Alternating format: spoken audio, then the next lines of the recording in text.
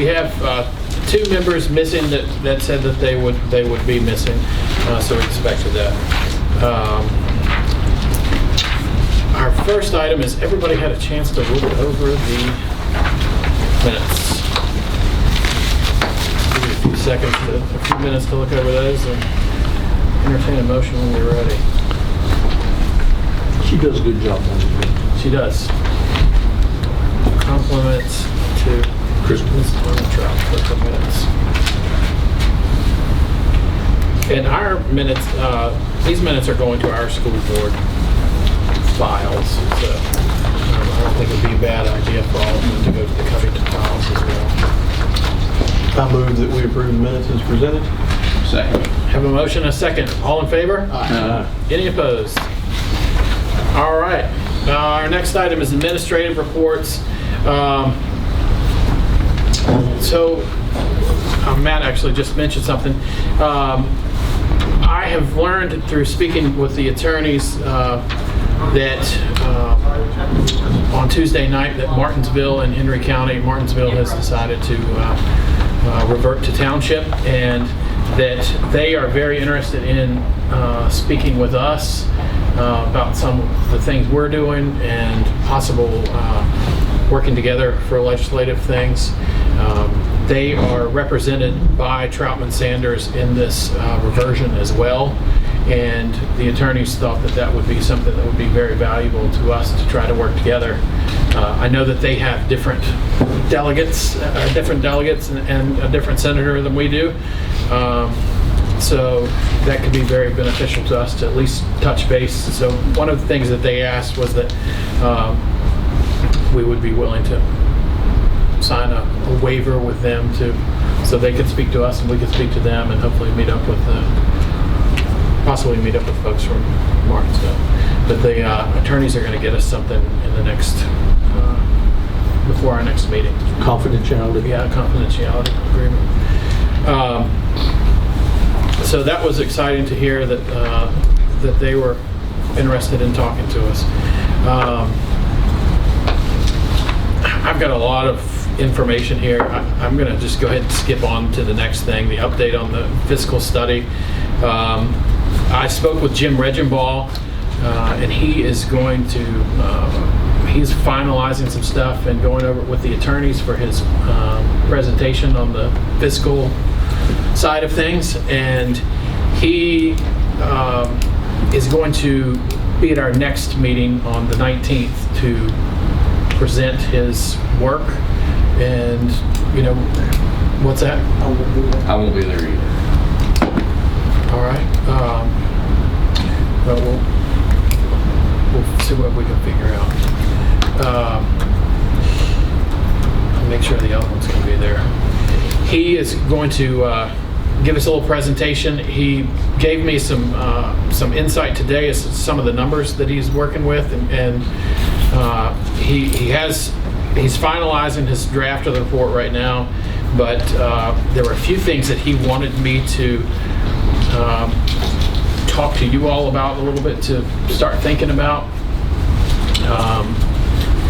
He's going to have lots of numbers about the fiscal stress levels, a lot of things about the per pupil spending, but one of the big things we asked for was the payroll equalization, and he has some different ideas on that. One of the things, there are a few positions that are not equal. We've talked about this before, the idea of the Covington bus drivers sometimes being custodians, and there's some different responsibilities there. So one of the things that this number does not include is bus drivers because of the difference in job responsibilities. Central office is also not included on this, nor is cafeteria or admin staff. But the payroll difference between teachers, custodians, just custodians, not custodians that are also bus drivers, and teacher assistants is $465,000 difference between the two systems. There are a few cases in the earlier years of teacher salaries at Covington that the Allegheny teachers actually get paid a little bit more, and there's a $13,000 that would cost $13,000 to make up that difference. These numbers do not include health insurance.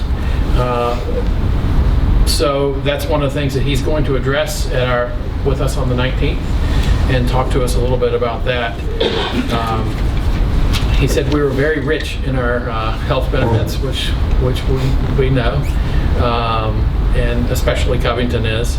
And that's one of the things that he just wanted to go over with us and kind of explain the difference between the two. He found a large savings that he's going to talk about in the per pupil ratio.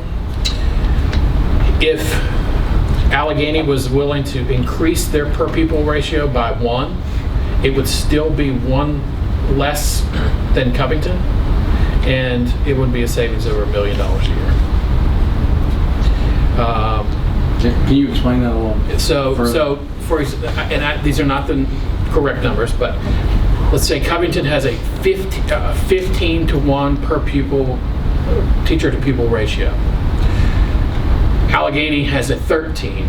If you were to increase that by 1, the savings in cost for teachers would be close to $1 million. 1 pupil per classroom is the savings we'll have. One pupil per teacher. Per teacher, right. Yes.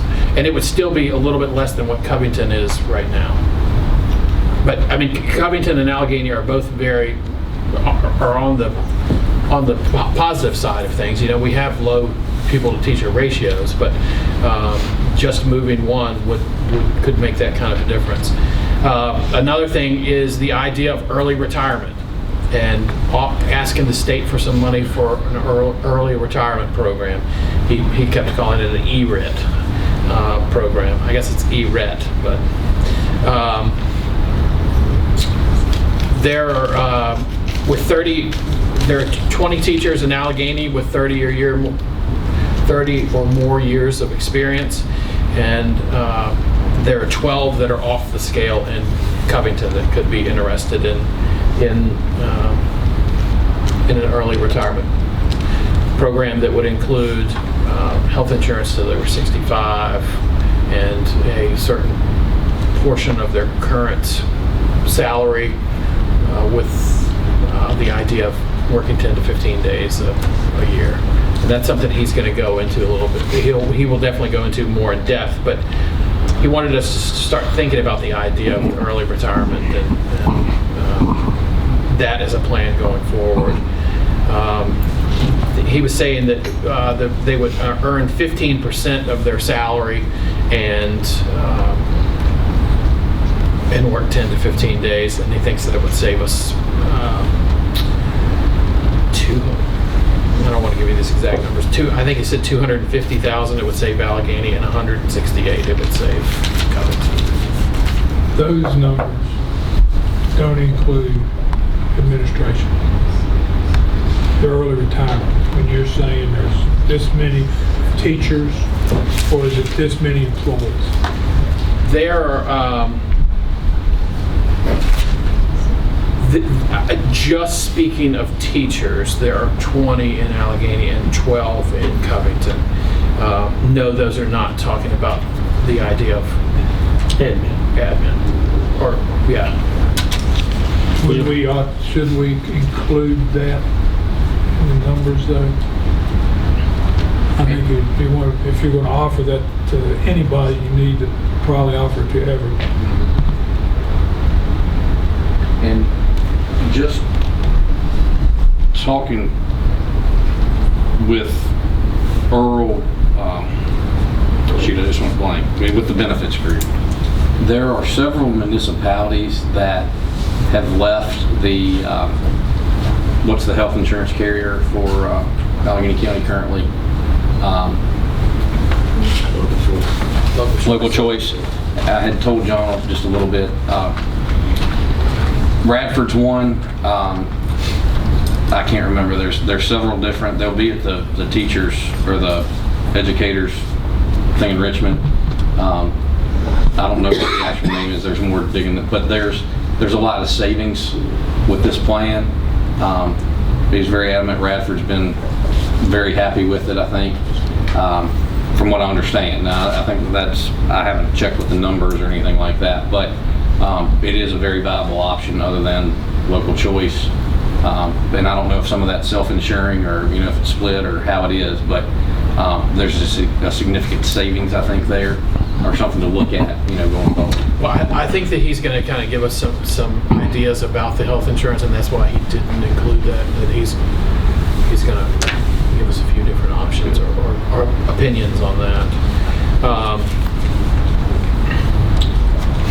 It's funny, when we met at Kerfman Hall, remember one of the things that people hollered about, the people who was against it, was the large pupil to teacher ratio in Allegheny. That they would hurt the Covenant students. And I'm thinking, that's the very opposite.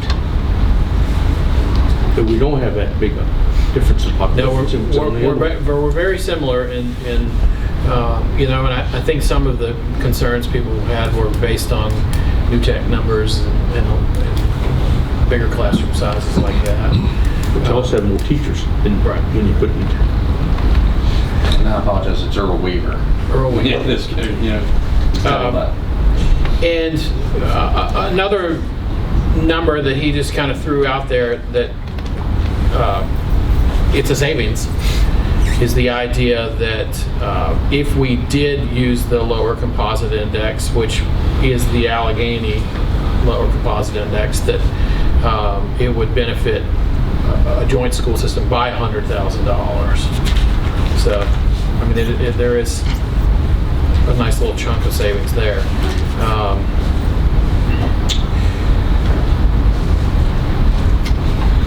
I guess those are kind of the highlighted numbers that he gave me. I'm going to let him really give us all a little bit more detailed report on things. But he felt very good about the idea of a 6-year term of asking the state for money, and that we could, over that term, we could definitely make up these wages plus quite a bit. He does have some numbers. And he's going to present on savings by eliminating duplicate positions in the central office, which could be significant.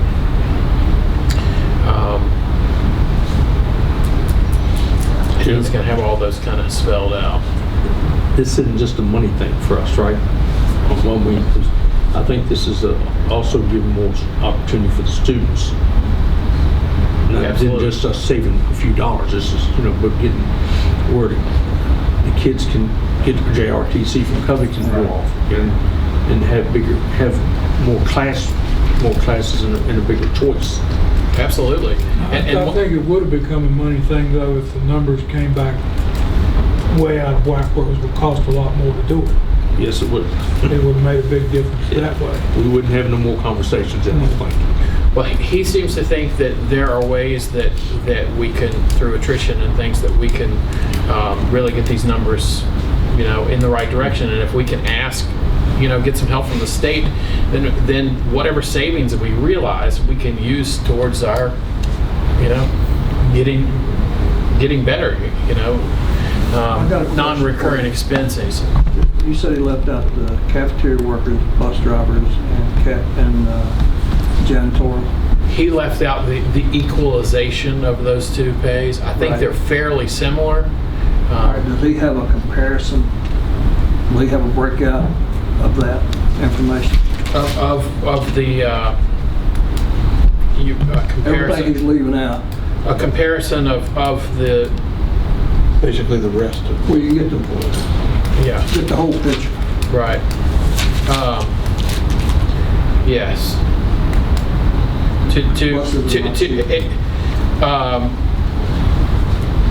To whatever degree he can, without really getting into job descriptions too much, as far as the bus driver thing. But and how many do you all have that are bus drivers and custodians? We have two. One's a maintenance worker and a bus driver, and one is a custodian and a bus driver. Okay. We only have 5 bus drivers. We don't have a large bus. Okay. So that shouldn't. Our school buses maintained by the city garage. Mhm. That's all through the city The current. school board pays for parts and city Split. furnishes labor. Is that, And so with the small amount of school buses that the city has, I don't see where it would be any problem to take those into our bus garage. And also, some of those buses are leased, is that correct? There's 3 or on a lease, yes. Yeah, 3 on lease, so. How is that? Is that beneficial? It is, it was for us, we could not afford in our budget a $90,000, just pay for a bus, so yes, it's been beneficial. I had asked that question. and there's something about the end of the lease, We own those buses at the end. almost a rent It's like an out. off-balance sheet. Yeah. Is there maintenance included in the lease? Do you know? There's some warranty maintenance, but after about a period of a year, the city has been helpful with us taking care of those buses. That's something to look at for future purchases and things like that too. I skipped over this one part here that that he reported that we have better health and benefits than the state average, is a lot better than state average, and also better than our neighboring communities. So That's both systems. both systems.